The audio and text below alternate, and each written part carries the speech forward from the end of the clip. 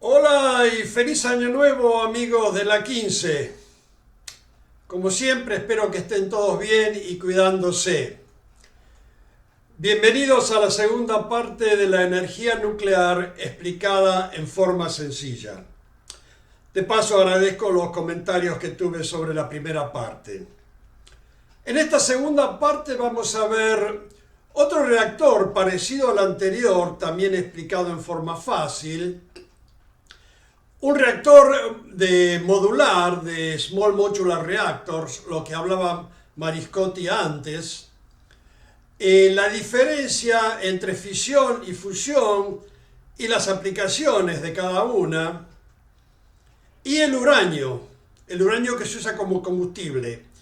¿Qué es? ¿De dónde se obtiene? ¿Cómo se obtiene? ¿Cómo se almacena? Etcétera, etcétera. Vamos a empezar.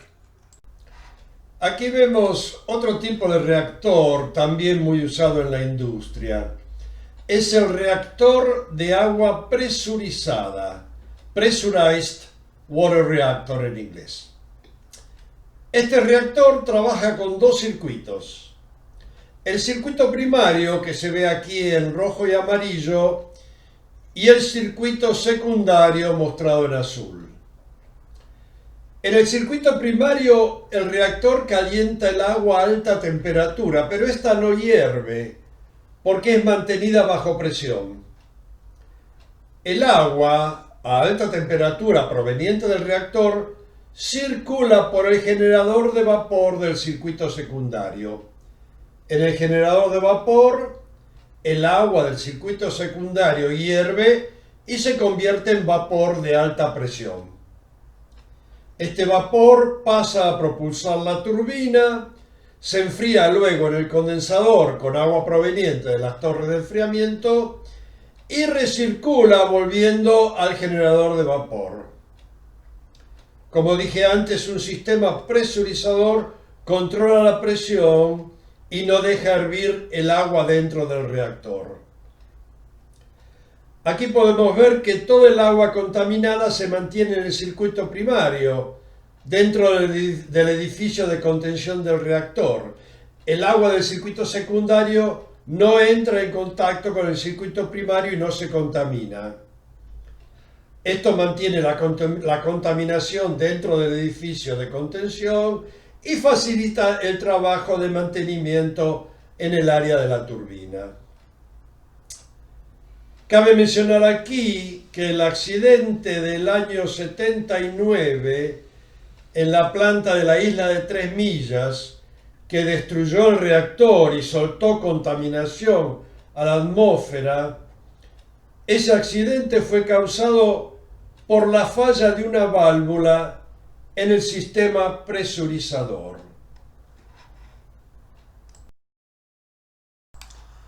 Aquí vemos el esquema de otro reactor que se espera va a tener un gran futuro en la industria. Este es uno de los varios diseños existentes. Es un reactor modular pequeño, Small Modular Reactor en inglés.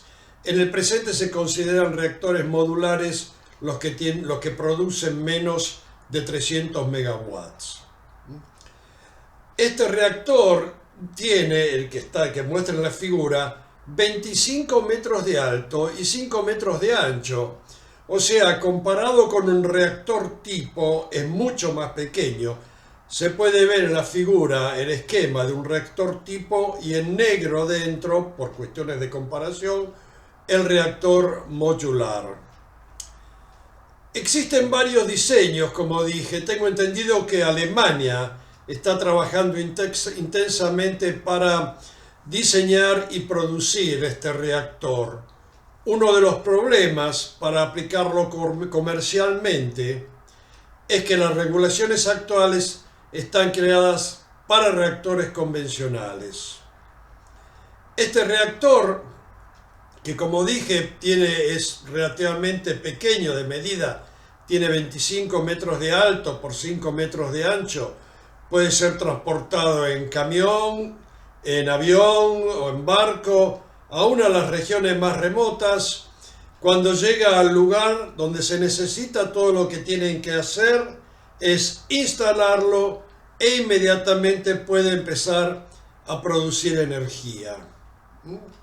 Tiene varios avances sobre los reactores actuales.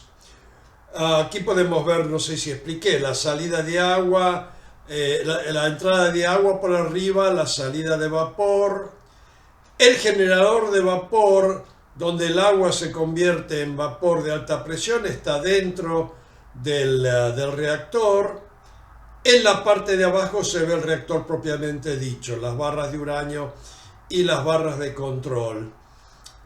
Una de las ventajas de este reactor es que el agua no necesita bomba con agua de enfriamiento, y creo que Mariscotti mencionó que esa fue la idea o el invento de un argentino.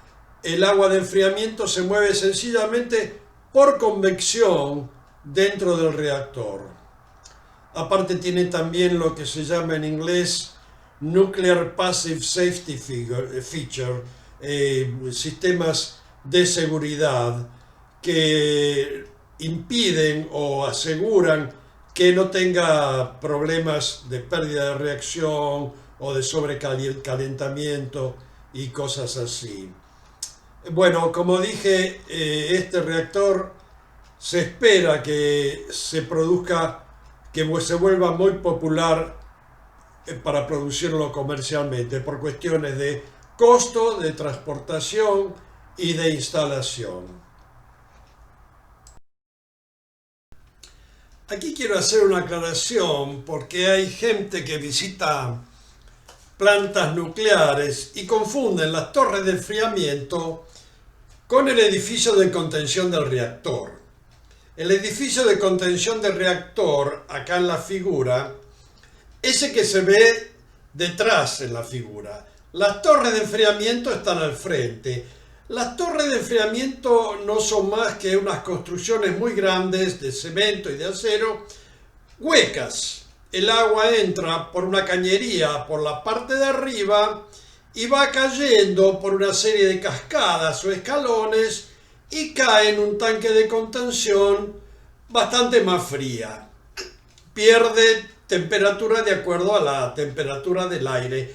Abajo ven que las torres están abiertas porque por ahí es donde entra el aire y por convención sale por la parte de arriba y enfría el agua. Esta es una vista aérea de la planta de Fukushima de TEPCO, Tokyo Electric Power. Yo estuve ahí numerosas veces. Fíjense que en esta planta los edificios de contención del reactor son cuadrados. O sea, el diseño varía de planta a planta. También fíjense que no hay torres de enfriamiento. Fukushima toma el agua de enfriamiento directamente del océano.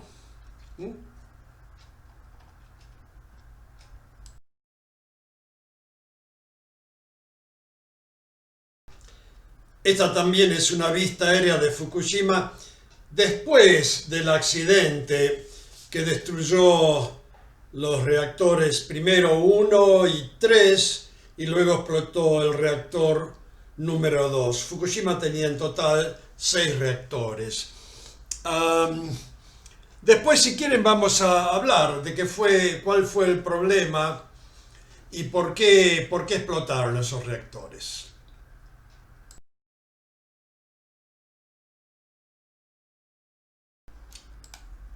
Vamos a explicar brevemente dos términos que confunden: la fisión y la fusión. En el proceso de fisión, como se ve en la figura, un neutrón liberado es absorbido por un átomo de uranio 235. Esto divide al átomo de uranio en dos átomos. La masa de estos dos átomos creados es menor que la masa del átomo de uranio original y se desprende en forma de energía, que es la energía que el reactor usa para calentar el agua. Uno o más neutrones son liberados para continuar la reacción. La fusión podemos decir que es el inverso del proceso anterior. En el proceso de fusión, dos átomos isótopos de hidrógeno, deuterium y tritium, si quieres saber el nombre, chocan a alta velocidad. Estos dos átomos se funden y crean un átomo de helio. La masa del átomo de helio creado es menor que la suma total de las masas de los dos átomos originales y se despide en forma de energía.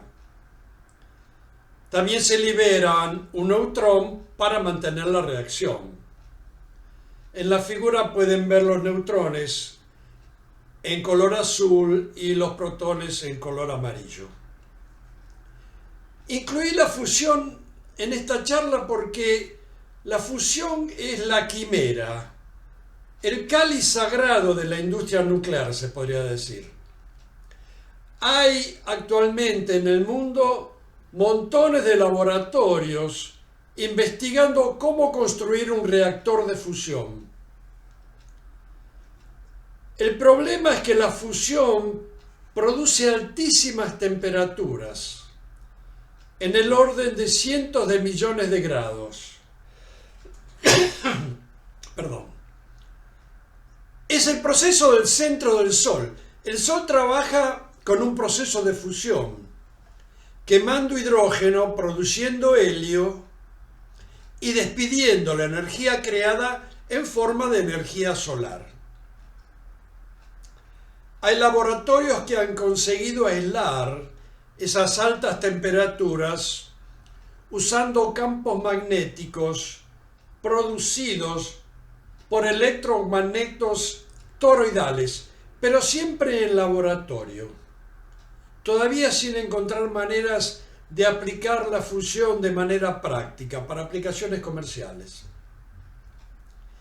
Existen algunas aplicaciones militares. La bomba de hidrógeno, por ejemplo, usa un pequeño proceso de fisión para provocar un gran estallido de un proceso de fusión. Una empresa china espera producir electricidad basada en la fusión para el año 2050. Es probable que algunos de nosotros no vamos a llegar a verlo. Bueno, vamos a terminar aquí esta parte para no hacerla demasiado larga. En la próxima parte, la parte 3, que va a ser la última, vamos a hablar del uranio, qué es el uranio enriquecido, el uranio natural, cómo se obtiene, cómo se recarga, cómo se reemplaza el uranio en un reactor. Eso es interesante. Vamos a hablar también del estado de la industria nuclear en Argentina y en el resto del mundo. Y lo que sea que nos acordemos que haya quedado en el tintero. Así que por ahora, saludos y cuídense. Chao.